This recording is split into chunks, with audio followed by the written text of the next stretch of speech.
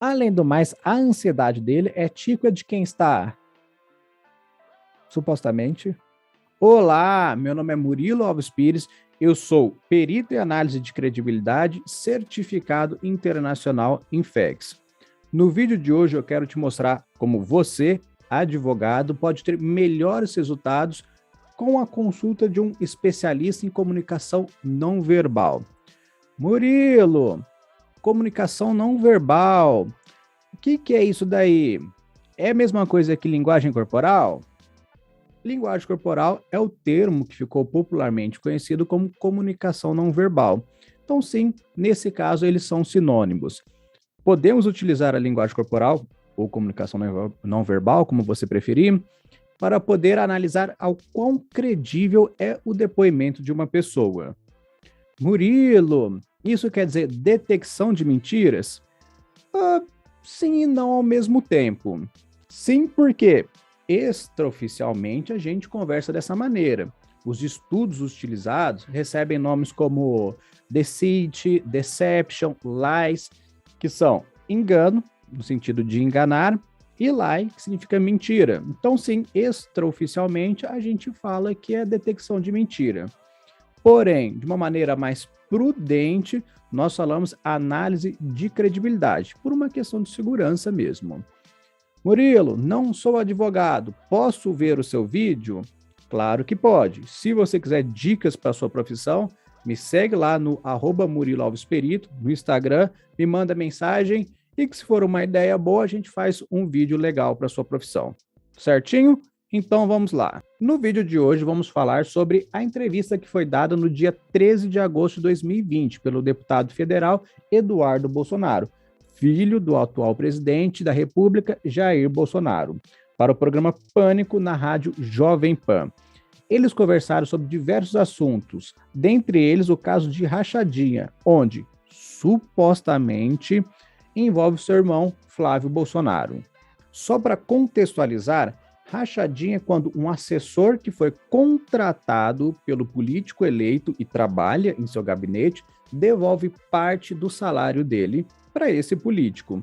Isso foi popularmente chamado de rachadinha, mas, ao que tudo indica, não passa de um desvio de verba pública, nada muito diferente do que acontece na política diariamente, né? Pois bem, vale fazer algumas ressalvas antes de iniciarmos. O Pânico é um programa de humor, não é um programa que tem a intenção de colocar alguém contra a parede, criar mal-estar, essas coisas assim do tipo. Além do mais, o Eduardo Bolsonaro está sempre lá no programa. Se você colocar no YouTube Eduardo Bolsonaro, Pânico, você vai ver diversas entrevistas. Então, eles não vão ficar colocando ninguém contra a parede. Isso é um fato. Esse vídeo aqui também não tem cunho político. Eu vou repetir para ficar muito claro. Esse vídeo não tem cunho político.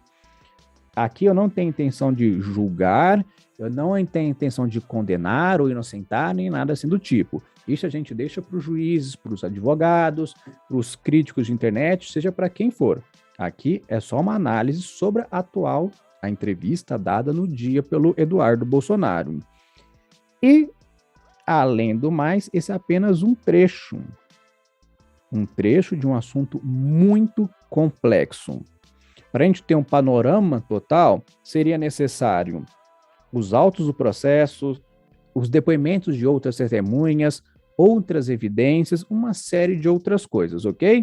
Então, esse trecho é apenas uma demonstração de como um laudo de credibilidade pode ajudar você, advogado, ok? Tudo que será falado aqui terá respaldo científico. Não é achismo, não é nada assim do tipo. É com base em ciência e método comprovado. Então, vamos lá. Primeiro, os estudos. Methods for Major Facial Action. Prime a River. Identify the behavior consequence of the extreme high stakes interpersonal deception. Public appeals. New interviews and crocodile tears.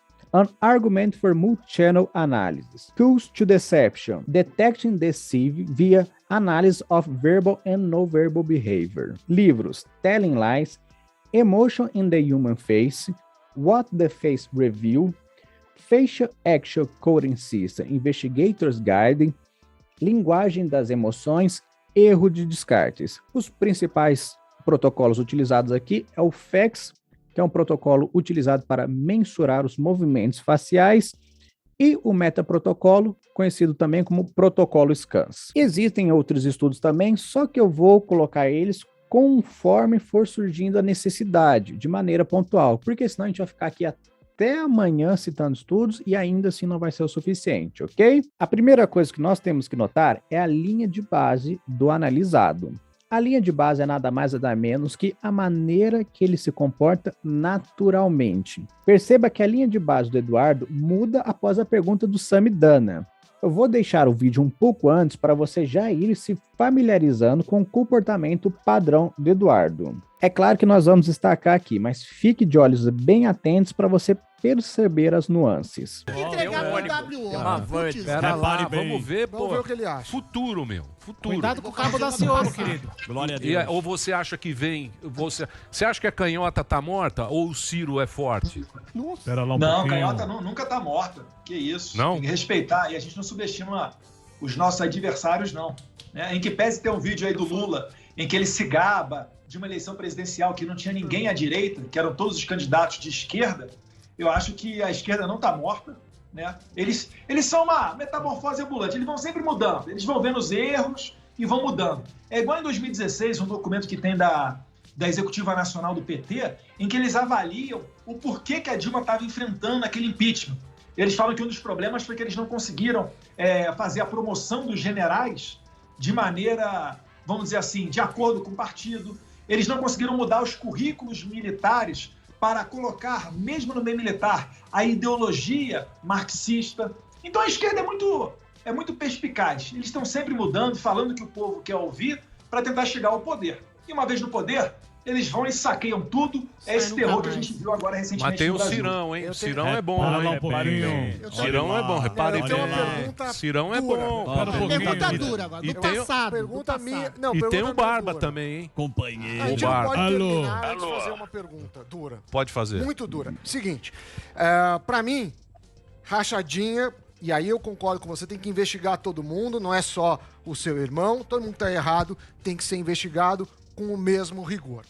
Agora, são duas perguntas em uma. Primeiro, se você acha que rachadinha é crime, se precisa pagar por isso, caso seja comprovado, independentemente de quem for. Segundo, me chama a atenção o Flávio Bolsonaro responder que não se lembra de 638 mil reais pagos em dinheiro num apartamento. Dele, né? Você acha normal essa falta de memória?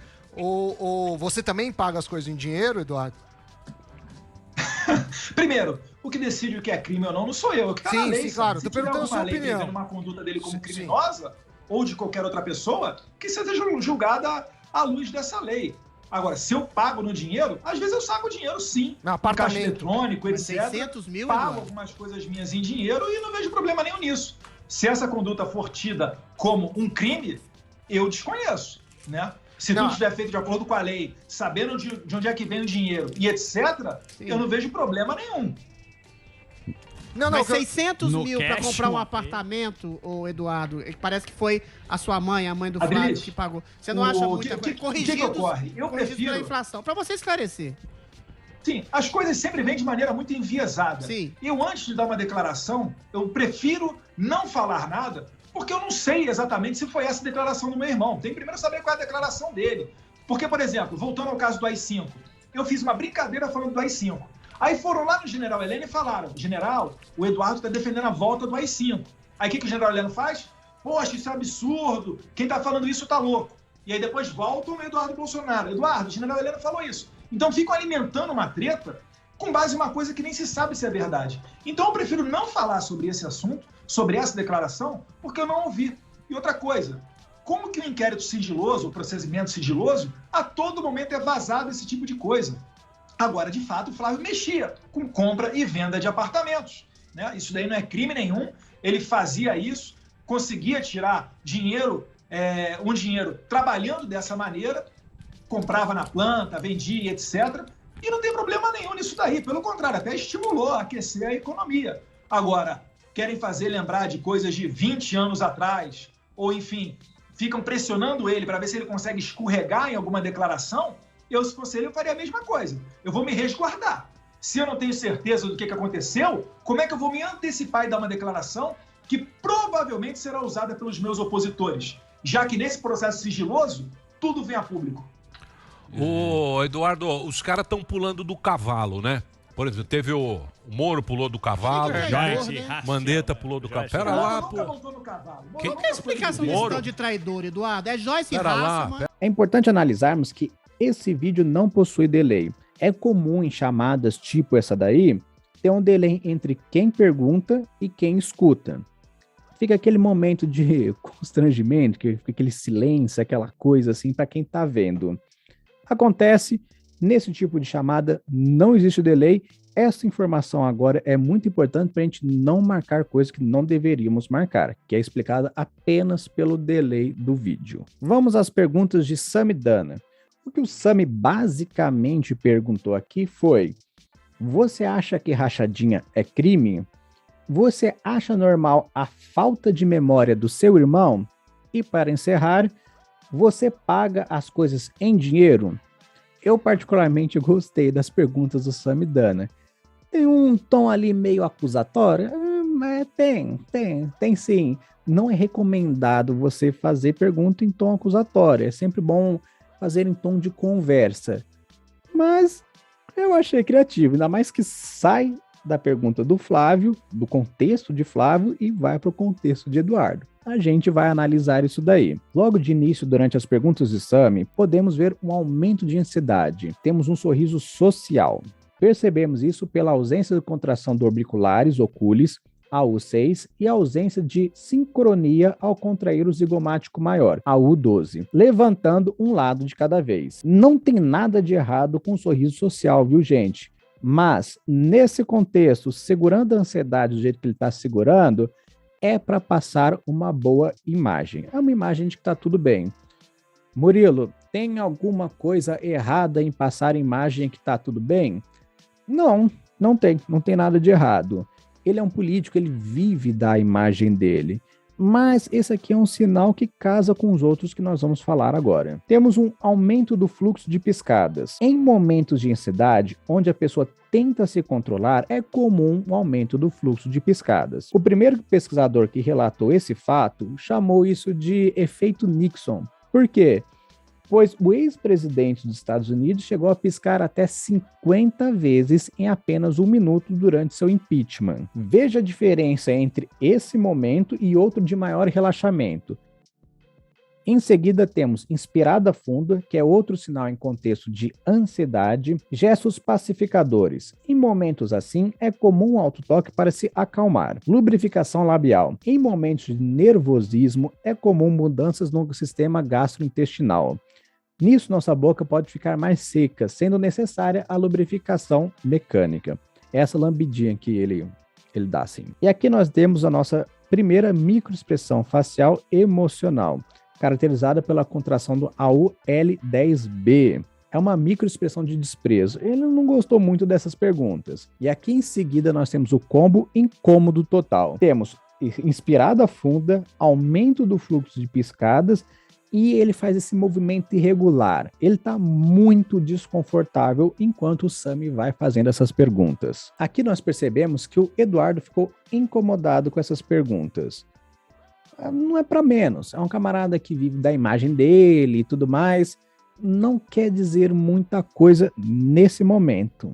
O que vai diferenciar se isso é algo importante ou não são as respostas dadas posteriormente que vocês já viram aí na prévia do vídeo. Uma ressalva, vou colocar os pins agora, que são os pontos de incongruência, vou falar sobre eles, só que para não ficar muito grande o vídeo, não ficar muito maçante, eu vou explicar apenas uma vez.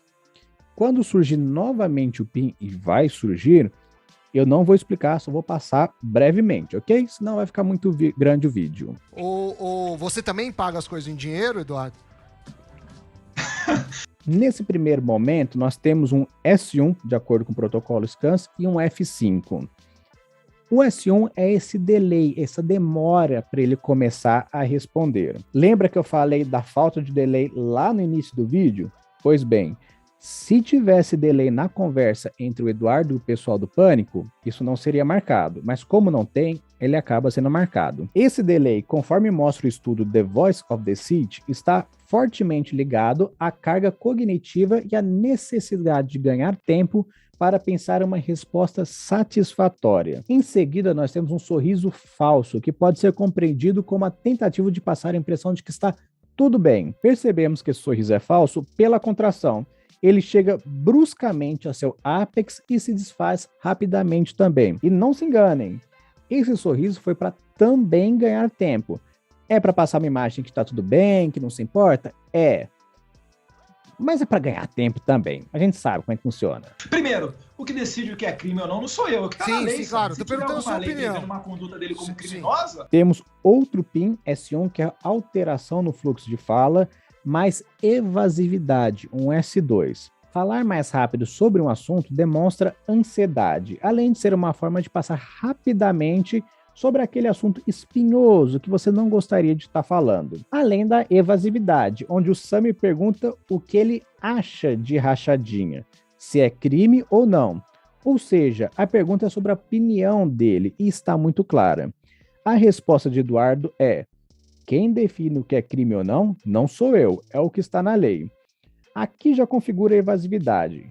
Existem mais pontos nessa frase completa, mas por agora a gente vai ficar só na evasividade, a gente já vai tratar esses pontos. Evasividade é muito utilizada por pessoas que querem enganar para dar a sensação de que respondeu a pergunta, mas na realidade não foi respondida, conforme demonstra o estudo Testing Interpersonal Deception Theory. Crime ou não sou eu. Que tá na lei. Crime ou não sou eu. Que tá na lei. Em seguida, nós temos um B1, shrug direito. Shrug é essa pontada repentina que dá no ombro. Ele pode ocorrer de forma unilateral, pode ocorrer de forma bilateral ou até mesmo com a mão.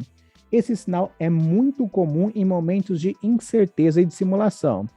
Esse sinal também é seguido por um V2, alteração no pitch vocal. O pitch vocal pode alterar em momentos de alta ansiedade, onde estamos tentando gerenciar narrativas. Uma das explicações é que quando estamos sob forte carga cognitiva ou até mesmo emocional, perdemos temporariamente a capacidade de gerenciar a tonalidade da nossa voz, causando essas alterações, assim como demonstra o estudo The Voice of the Seat. Em seguida, nós temos um F1, medo, pelas AUs 1A, 2A, 5A, 20A. Essa é uma microexpressão que se caracteriza pela baixa intensidade de contração, sendo chamada de vestigial. Essas são as microexpressões faciais que são importantes. Por quê? Porque demonstra que a pessoa está tentando se segurar, tentando parecer que está tudo bem. Para olhos não treinados, é difícil de ver. Então, o que eu vou fazer? Eu vou colocar o momento de comparação antes e depois para ficar mais fácil a compreensão. Repare que a sobrancelha, tanto pela parte interna quanto externa, estão mais arqueadas, o olho mais arregalado e principalmente os cantos dos lábios, que estão mais contraídos lateralmente. Tanto é que é possível ver o fundo da arcada dentária dele, coisa que não ocorre em outros momentos. Claro, tô perguntando a sua opinião. Uma conduta dele como criminosa ou de qualquer outra pessoa que seja julgada à luz dessa lei. Em seguida, nós temos um B1, negação com a cabeça, mais C2, distanciamento verbal. Negação com a cabeça é um deslize gestual que, em contexto como esse, nosso corpo pode negar o que estamos falando através de gestos. E esse gesto, ele é inconsciente, viu, gente? Além disso, tem um distanciamento verbal. Preste atenção nessa frase. Se tiver alguma lei prevendo a conduta dele como criminosa ou de qualquer outra pessoa, que seja julgada à luz dessa lei. Te soa natural? Sério, se alguém te fala isso assim, na sua frente, você vai falar assim, não, tá tudo ok, tá beleza? É porque não é, né? Isso é um distanciamento verbal. O que é isso? É quando a gente para de utilizar pronomes em primeira pessoa e começa a utilizar em terceira pessoa, podendo, em alguns casos, até mesmo tirar o analisado, a pessoa mencionada, da frase.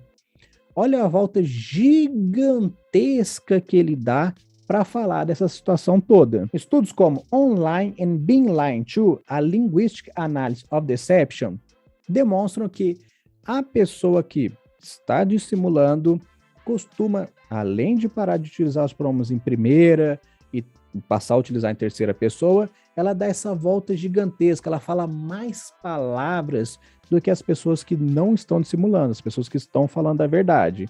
Essa volta toda é que chama atenção. Repara, ele não foi direto ao ponto. Pessoas que não estão dissimulando vão direto ao ponto. Ele não fala, meu irmão não roubou, meu irmão não desviou verba pública, nem nada assim do tipo. Se ele falasse, meu irmão não cometeu crime, essa frase seria um pouco suspeita, porque teria que ver se rachadinha é considerado crime ou não, como eu disse no início do vídeo. E existem pessoas que não consideram rachadinha como crime, tem outras pessoas que sim, consideram. Não estou aqui para julgar ninguém, nem nada assim do tipo. Mas, mesmo se tivesse a frase, meu irmão não cometeu crime, seria uma frase que deveria ser bem analisada, caso ele compreenda que isso não é nenhum tipo de crime. Então, sim, esse foi um C2, um distanciamento verbal, e você repara que no auge da frase, ele até tirou o irmão dele. Deixa eu voltar aqui.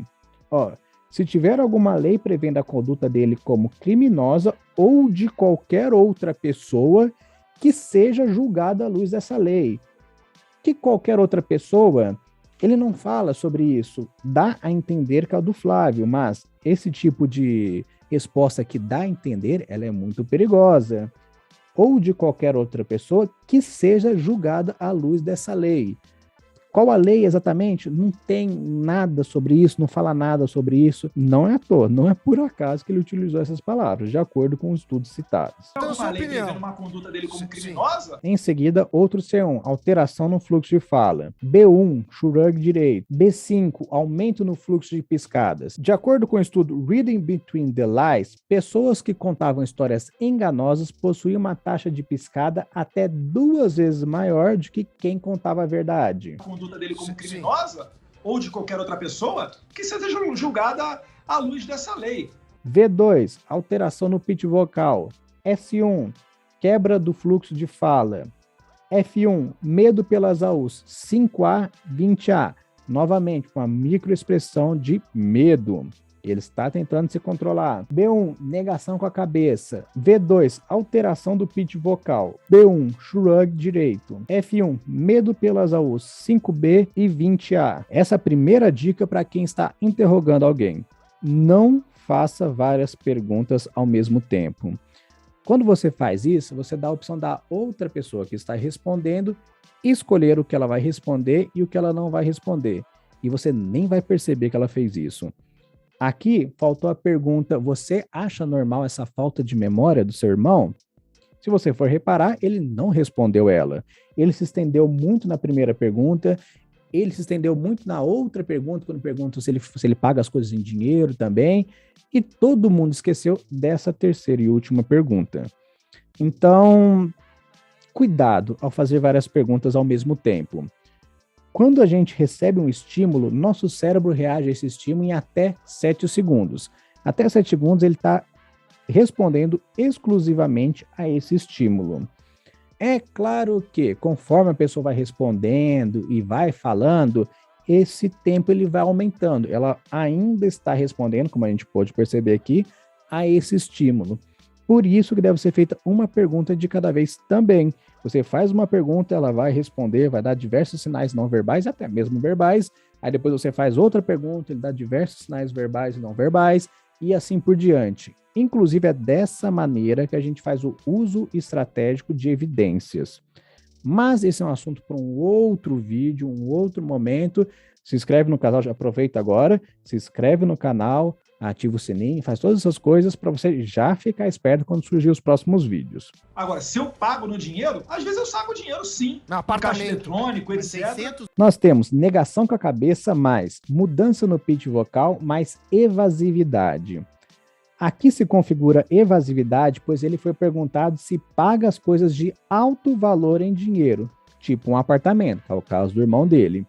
O Eduardo se aproveitou que o Sami não foi tão claro e utilizou o erro da pergunta a seu favor, dizendo que saca dinheiro no caixa eletrônico e paga algumas coisas dele em dinheiro. Esse é um ponto que você deve ficar atento, porque é comum quem está dissimulando se prender a detalhes, a pequenos erros em perguntas. Então, viu que a pessoa se prendeu a pequenos erros, já fica esperto.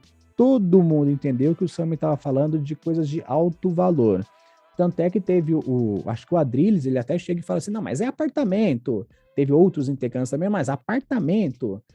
Todo mundo entendeu e o cara saiu pela tangente. Agora, se eu pago no dinheiro, às vezes eu saco dinheiro sim. No apartamento. Caixa eletrônico, etc. 600 mil, pago Eduardo. algumas coisas minhas em dinheiro e não vejo problema nenhum nisso. Se essa conduta for tida como um crime, eu desconheço, né? Se tudo estiver feito de acordo com a lei, sabendo de onde é que vem o dinheiro e etc., eu não vejo problema nenhum. Em seguida, mais um B1, negação com a cabeça. B5, aumento do fluxo de piscadas. B1, shrug direito. B4, turtle effect.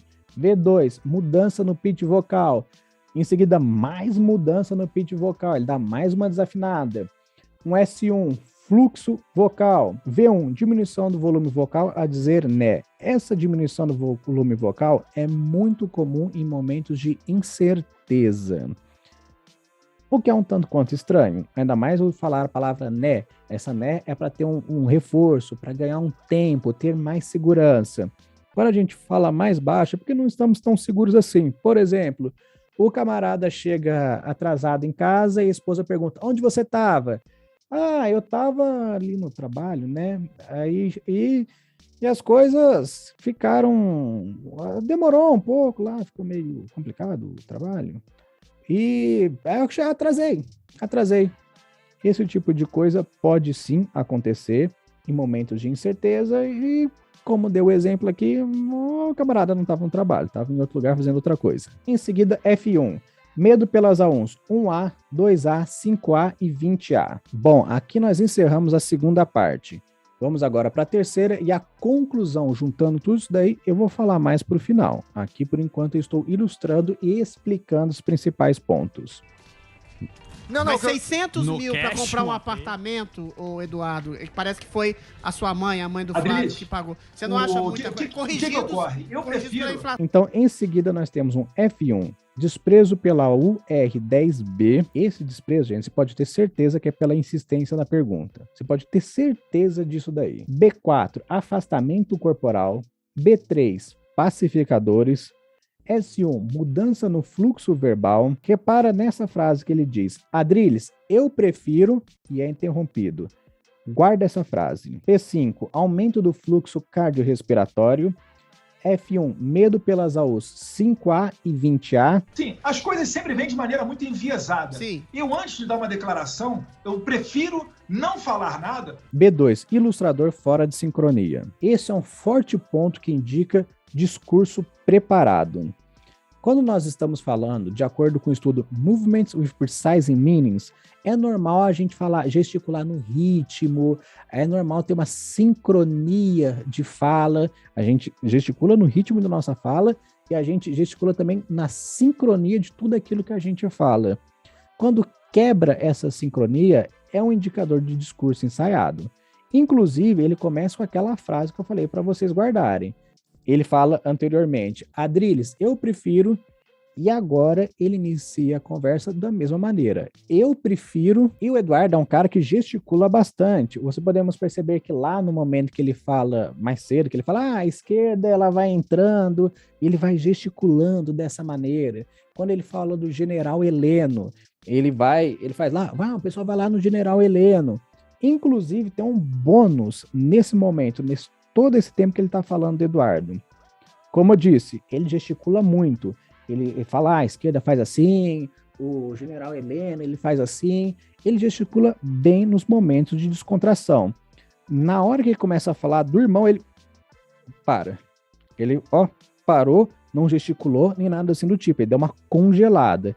Isso de acordo com o estudo Detecting Deceive via Verbal and Non-Verbal Behavior, quem está dissimulando pode apresentar queda no número de gestos ilustradores.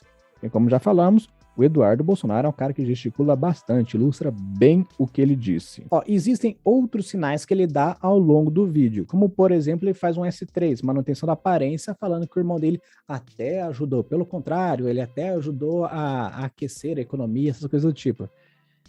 É balela, esse daí é um S3, é para passar uma imagem boa, mas isso se chama manutenção da aparência. A conclusão desse trecho todo, até vou encerrar aqui porque os próximos sinais não são sinais tão relevantes assim, tem a sua importância, mas depois dessa chuva de sinais, já deu para entender onde que a gente vai chegar, não é mesmo? Então vamos à conclusão. O trecho destacado apresenta baixa credibilidade. As respostas do Eduardo são evasivas e se distancia verbalmente de pautas quentes. O assunto, depois que sai disso daí, você pode ir lá na entrevista se quiser dar uma olhada, o assunto depois que sai do assunto Eduardo Bolsonaro, ele morre. Ele não fala mais nada, ele não faz uma defesa do irmão, ele nada assim do tipo. O assunto simplesmente morreu, mudou e valeu. Ele se manda e não fala mais sobre isso daí. Além do mais, e quando você está sendo injustiçado, alguma coisa assim do tipo, você quer demonstrar que as pessoas estão erradas, quer muitas vezes até jogar na cara, você fica possesso. Ele não faz esse tipo de coisa. Além do mais, a ansiedade dele é típica de quem está supostamente dissimulando.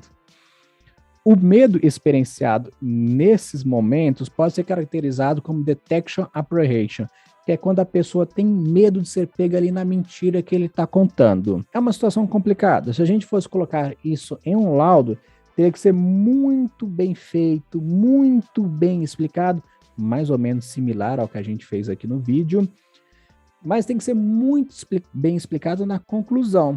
Porque a gente sabe que quando o juiz pega esse tipo de documento, ele lê apenas a conclusão.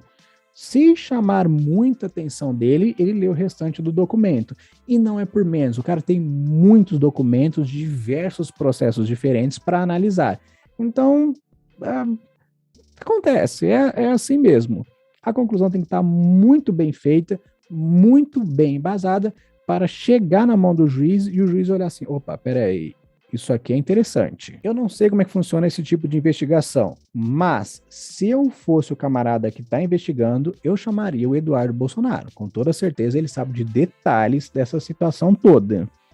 E é nesses momentos que entra o profissional em comunicação não verbal. A gente pega esses detalhes, a gente pega essas nuances, a gente pega essas coisas que, parece ser uma fala inocente, uma fala comum, mas que na verdade não é. Passa batido por pessoas não treinadas, mas por pessoas treinadas, tanto eu quanto outros peritos também nessa mesma área, a gente olha e fala assim, opa, peraí, aqui tem coisa. E assim a gente pode ir instruindo os advogados nessas, entre aspas, investigações. Quem é advogado que já conhece esse tipo de serviço, adora. Porque a gente desenvolve o laudo muito bem feito, muito bem redigido, tudo mais, mostrando A mais B, tudo certinho, e ele apresenta para o juiz. Nesse momento, a gente pode ser um laudo contra o réu, pode ser um laudo contra uma testemunha, é um depoimento que precisa de uma avaliação, vamos dizer assim. Se o camarada estiver mentindo, nesse ponto ele se enrola. Na hora que chega o laudo, o juiz olha e fala assim, meu irmão, explica essa situação aqui. Que tem um documento dizendo que você está querendo enrolar a gente. Explica essa situação. O camarada se enrola e dá um ciricutico nele e tudo mais, ele não consegue se explicar. Então, só isso, logo de cara, já ajuda muito. Porém, é sempre bom você advogado, contratar no início do processo, porque a gente vai desenvolvendo um questionário com interrogatório, né? Vamos utilizar a palavra certa agora. O interrogatório de uma maneira estratégica. A gente vai desenvolvendo as perguntas que vão gerar gatilhos e vão dar sinais verbais e não verbais, e a gente pegar esses sinais e desenvolver um laudo muito bem feito. Mas isso é feito com estratégia. Ainda mais agora, depois da pandemia, muitas audiências estão feitas em Zoom.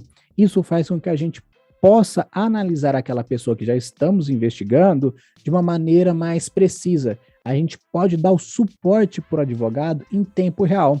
Esses dias para trás eu participei de uma audiência onde a gente estava analisando um camarada. E esse camarada, ele estava dando alguns sinais não verbais. E eu só aqui vendo através do Zoom e só aqui mandando mensagem para advogado, ó, pergunta tal coisa, pergunta X, pergunta Y, ó, insiste mais nesse ponto aqui que está se enrolando. Mas isso foi feito com estratégia, tem que ser estudado o processo, tem que ser estudado todas as testemunhas, tem que ser estudado todos os depoimentos, o negócio tem que ser muito bem feito. E depois que desenvolver o laudo, continuar na estratégia. É recomendado também uma preparação de testemunha. Você, advogado, sabe que de vez em quando a testemunha quer ajudar e acaba atrapalhando.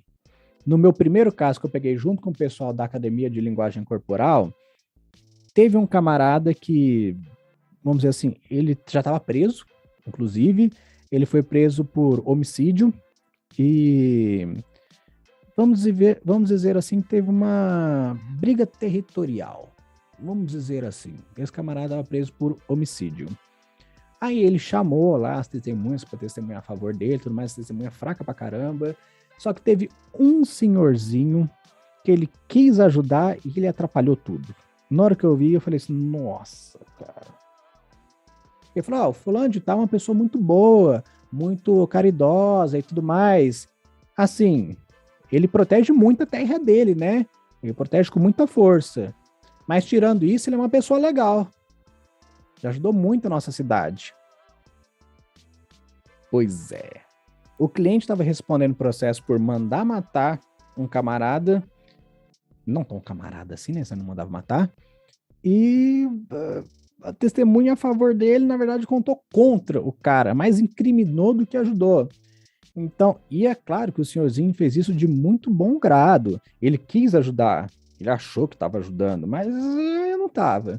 Então é bom ter uma preparação de testemunha, ok? Murilo, você está falando tanto de consultoria, dá para contratar um laudo sem a consultoria? Sim, dá sim. A maioria dos nossos clientes contratam um laudo sem consultoria. Porém, você tem que tomar muito cuidado. Porque se você utilizar de maneira errada, você perdeu a evidência. Vou dar um exemplo, nunca aconteceu isso comigo, graças a Deus, espero nunca acontecer. Mas vou dar um exemplo de uma antiga professora de direito trabalhista. A empresa contratou ela, dizendo que o ex-funcionário tinha sido invalidado e tudo mais. O ex-funcionário alegava isso, mas ele não tinha sido, não. E o cara estava mentindo. Então ela teve a ideia de contratar um detetive particular para filmar, isso tem muitos anos, para filmar o camarada jogando bola de noite, que ele tinha o hábito de jogar bola de noite. Então, se ele estava incapacitado, ele não poderia jogar bola de noite.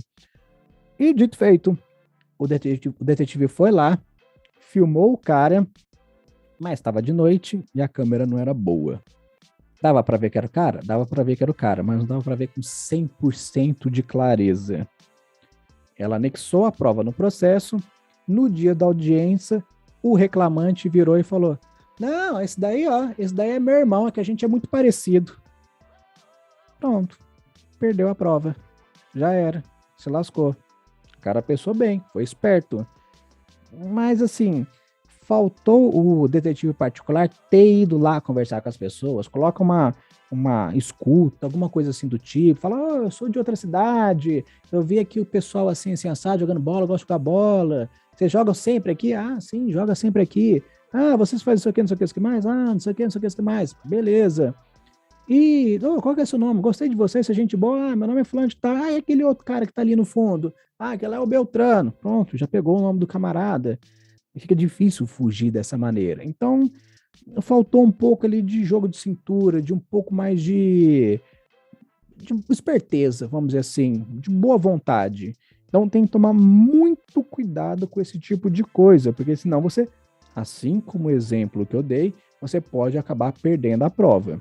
Resumo da história: a empresa perdeu o processo, a minha professora também na época perdeu o processo, a empresa teve que gastar com a indenização, teve que gastar com o advogado, teve que gastar com o detetive particular, uma série de outras coisas, e minha professora provavelmente ela não vai ser recomendada por o pessoal dessa empresa. Então, todo mundo perdeu nessa história, só o cara lá, o reclamante mentiroso, que deu certo, se deu bem nessa história toda.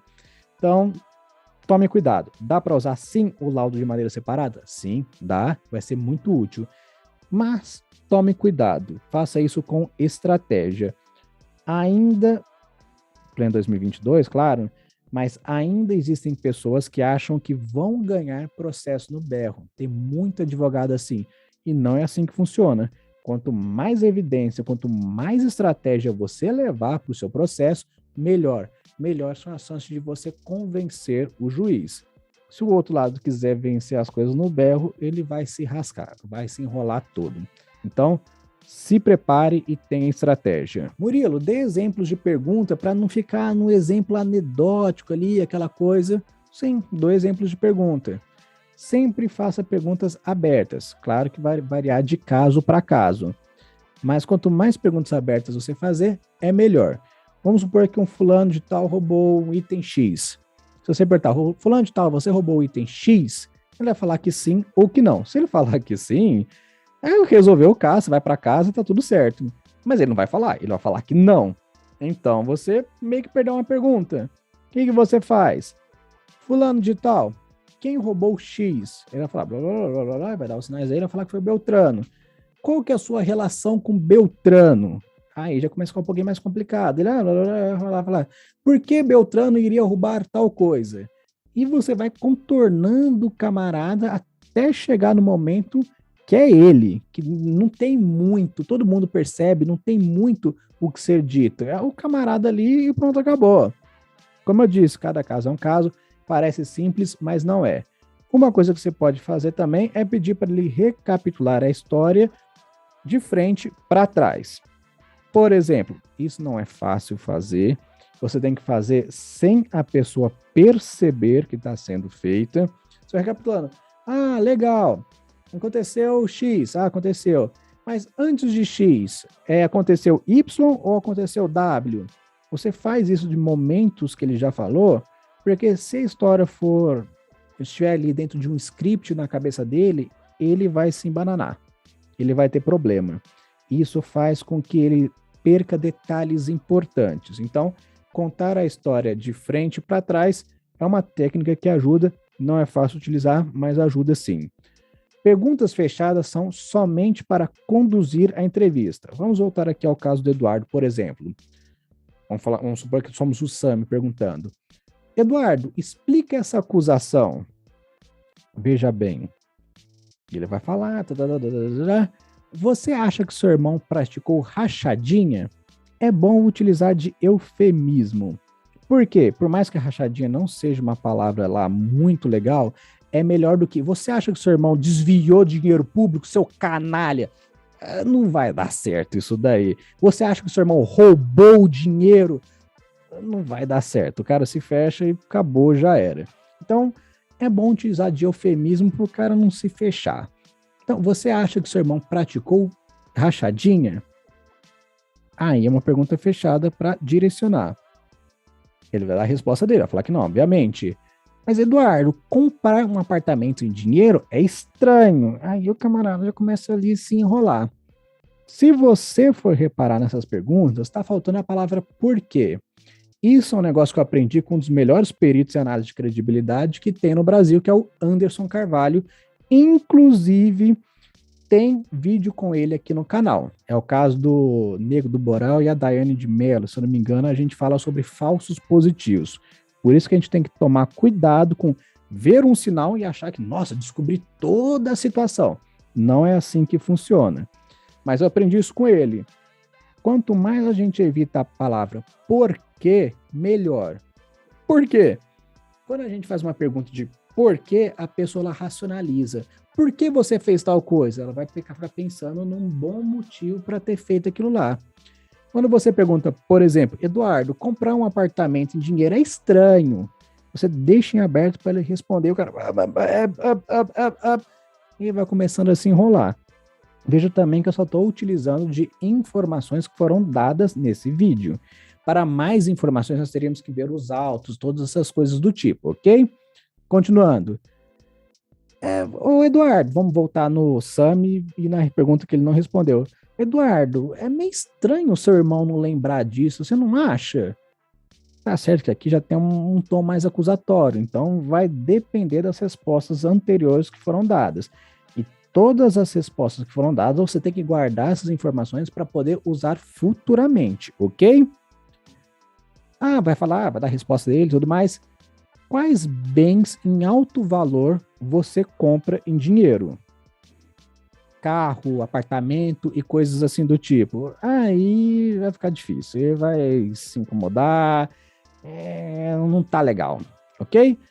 Mas, de novo, nós estamos apenas supondo fatos. Seria melhor ver os autos, outros depoimentos e coisas assim do tipo. A gente poderia perguntar lá, parece ter um negócio de chocolate lá, a loja ou a fábrica só vendia no dinheiro numa época X e tinha um saque, uns negócios assim esquisitos, mas como essas informações não foram dadas nesse vídeo, eu vou ficar apenas por aqui, com as informações que foram dadas nessa entrevista, ok? Inclusive, apesar do papo estar muito bom, eu vou ter que encerrar.